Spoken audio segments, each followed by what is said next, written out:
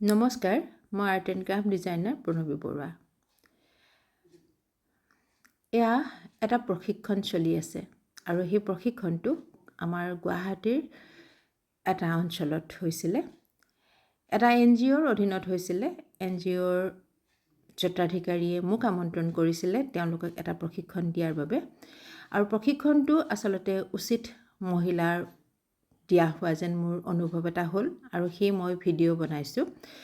যিসকল মহিলাই এই বিষয়ে একেবাৰে জনা নাছিলে তেনেকুৱা ধৰণৰ মহিলাক তাতে প্ৰশিক্ষণ দিয়া হ'ল। NGOৰ অধীনত যিহেতু হৈছে, NGOৰ কৰ্মকৰ্তাসকললৈ মই অশেষ ধন্যবাদ জনাইছোঁ, কাৰণ যিখিনি মহিলাই প্ৰশিক্ষণ লৈছে তেওঁলোকে অকল ঘৰুৱা কামখিনিৰ ভিতৰতে সীমাবদ্ধ থকা যেন মোৰ লাগিলে। আৰু তেওঁলোকক প্ৰথমতে মই যেতিয়া সুধিছিলোঁ এনেকুৱা বিষয়ত তেওঁলোকে জানে নেকি, তেওঁলোকে একেবাৰে নাজানো বুলি কৈছিলে, কৰি পোৱা নাছিলে। কেইগৰাকী মাত্ৰ 2-3গৰাকীয়ে মাত্ৰ বস্তুটো দেখা বুলিহে কৈছিলে। আৰু তাৰপিছত যেতিয়া তেওঁলোকক মই শিকালোঁ, আপোনালোকে দেখিছে ভিডিঅ'ত মই দেখুৱাইছোঁ, তেওঁলোকে কিন্তু খুব ধুনীয়াকৈ কামখিনি কৰিলে। সেয়ে মোৰ অনুভৱ হৈছে মহিলাসকলে নোৱাৰা কাম একো নাথাকে। আচলতে তেওঁলোকে সেই ৰাস্তাটো দেখা নোপোৱাৰ কাৰণে বহুতে হয়তো আগবাঢ়ি যাবও নোৱাৰে। অকল ঘৰুৱা কামখিনিতেই সীমাবদ্ধ থকাটো জানো ভাল হয়।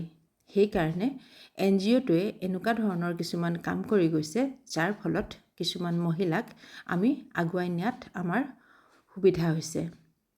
মহিলা সবলীকৰণ যিটো কোৱা যায়, মহিলা সবলীকৰণ, এতিয়ালৈকে মই তেনেকুৱা ধৰণৰ কাম বহু কৰিছোঁ যদিও কিছুমান কাম কৰি খুব মনটো ভাল লাগি যায় আৰু সেই ভাল লগা সময়খিনি ধৰি ৰাখিবৰ কাৰণে চেষ্টা কৰোঁ। আৰু সেয়ে ভিডিঅ' বনাই মই মোৰ প্ৰফাইলত ৰাখিছোঁ আৰু আপোনালোককো দেখুৱাবৰ কাৰণে চেষ্টা কৰিছোঁ। মই যিমান পাৰোঁ সিমান চেষ্টা কৰোঁ মানুহক অকণমান আগুৱাই নিয়াত।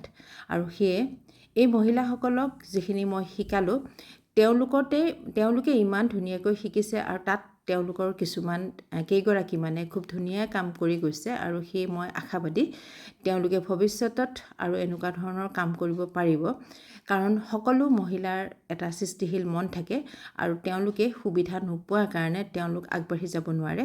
আৰু এনেকুৱা ধৰণৰ কিছুমান যিবিলাকে এনেকুৱা ধৰণৰ কাম কৰে, যেনেকুৱা ধৰণৰ NGOবিলাক আছে, তেওঁলোকে যদি এনেকুৱা ধৰণৰ কিছুমান মহিলাক সুবিধাকণ দিয়ে, অকল এইটো বুলিয়েই মই কোৱা নাই, আৰু বেলেগ বেলেগ কামতো আগবঢ়াই নিব পৰা যায়, যেনেকুৱা ধৰণৰ কেক বনোৱা, বিস্কুট বনোৱা, সেইবিলাক যদি প্ৰশিক্ষণ এনেকুৱা ধৰণৰ মহিলাৰ মাজত দিয়া হয়, নিশ্চয় মহিলাসকলৰ অলপ হ'লেও কামত আহিব বুলি মই ভাবোঁ। আৰু সেয়ে আজি মই আপোনালোকক এই মহিলাসকলে মোৰ যিটো কাম লিকুইড এম্ব্ৰইডাৰী, সেইটো কৰি খুব বেছি ভাল পালে আৰু তেওঁলোকে মোক জনালে খুব ভাল লাগিল বুলি। সেইখিনিত মই বহুত বেছি ভাল পাইছোঁ আৰু সেয়ে ভাবিছোঁ এবাৰ মই আপোনালোকক দেখুৱাই দিওঁ।